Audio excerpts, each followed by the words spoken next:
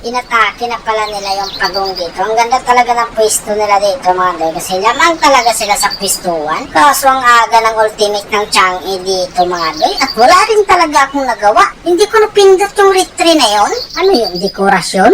Gusto mo? Laasa ka. Kaya sabi ko sa mga kakampi ko, bawi na lang tayo sa hero dito.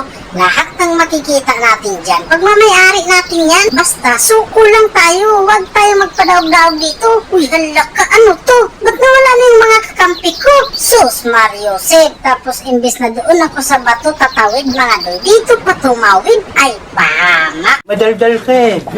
Nakakahiya kasi. Kaya rin bakit ko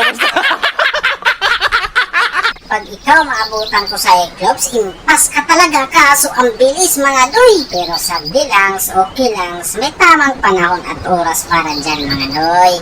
Kaya dito, bumalik talaga ako. Kaya lang nakita ko yung Karina, masyadong matapang mga doy. O ito Karina, damhin mo yung kati ng tore kung maantos mo ba. O bakit ka humiga dyan? Masakit yung tore o yung kamao ko?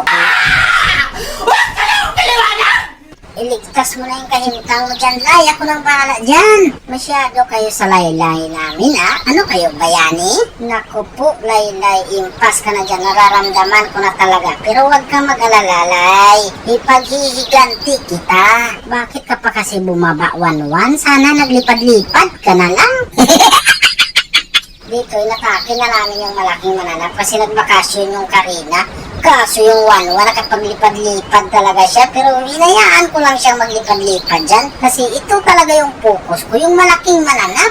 At dahil tapos na yung malaking mananap, binalbalan ko na sana sila dito. Kaya lang peligro ang kaimtang ko. Kaya need kong magmaked mga doy. Nag-flicker pa nga sa akin yung alis ko. Pero yung flicker niya naging useless lang talaga mga doy. Kasi wala mang nangyayari sa flicker niya.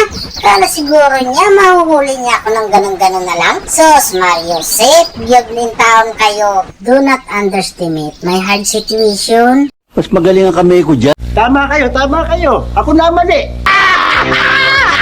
Nagkagulo na pala in town sila. Ang layo ko pa talaga mga doy. Kasi galing in town akong bakasyon. Pero ipilitin nating makahabol kahit late na tayo. Nagsabi talaga ako dito na restrict kasi yung 1-1 nandyan. At andito na nga mga doy. Buti na lang talaga dumating ako kasi hindi nakatalon in town yung 1-1 na yun. Grabe yung sustain ko dito mga doy. Akalain mo parang may fluorine din ako. Kita nyo naman siguro yan, di ba? Kung nakikita nyo, kung nanood kayo. Swerte nyo talaga kung napanood nyo to. Hindi talaga kayo magmahay.